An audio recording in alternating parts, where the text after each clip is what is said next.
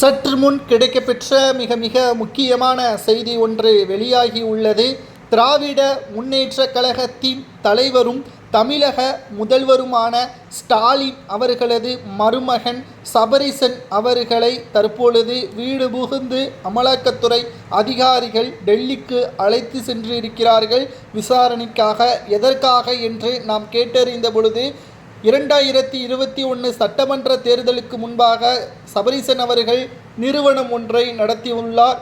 சபரீசன் அவர்கள் தலைமையிலான இந்த நிறுவனமானது G2 என்றும் இது பலரால் பேசப்பட முடியாத ஒரு நிறுவனமாகவும் 2021க்கு முன்பாக செயல்பட்டு வந்தது. ஆனால் பலரால் பேசப்படக்கூடிய நிறுவனமாக மாறியது 2021 சட்டமன்ற தேர்தலுக்கு பிறகு.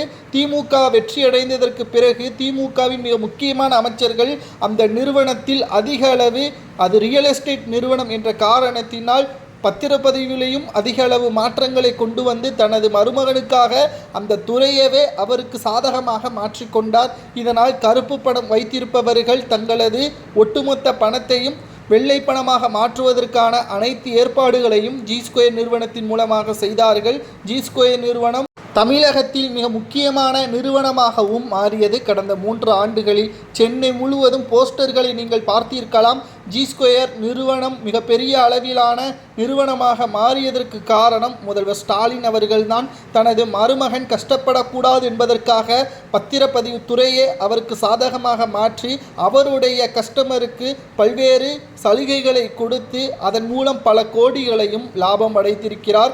ஆனால் சரியான ஊழல் பணம் என்ற காரணத்தினால் அதை வருமானத்திற்கு புறம்பாகத்தான் இதை செயல்படுத்த முடியும். இதனால் பல கோடிகளை சட்டத்திற்கு விரோதமாக சபரீசன் அவர்கள் பரிமாற்றம் செய்திருக்கிறார் என்ற தகவல் ஏற்கனவே 2023 இறுதியில் டிசம்பர் மாதத்தில் G2 நிறுவனத்தில் அமலாக்கத்துறை அதிகாரிகள் சோதனைகளையும் நடத்தினார்கள்.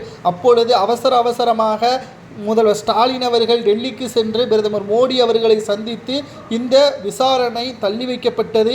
அப்பொழுது தனது மருமகனை காப்பாற்றுவதற்காக மோடி காலில் விழுந்தார். அதற்கு பிறகு 6 மாதங்கள் பாஜகவை விமர்சனம் செய்யாமல் இருந்தார் என்பதையும் நாம் ஏற்கனவே பதிவு செய்திருந்தோம். ஆனால் மீண்டும் 2025 இந்த வழக்கானது பூகம்பமாக வெடித்திருக்கிறது.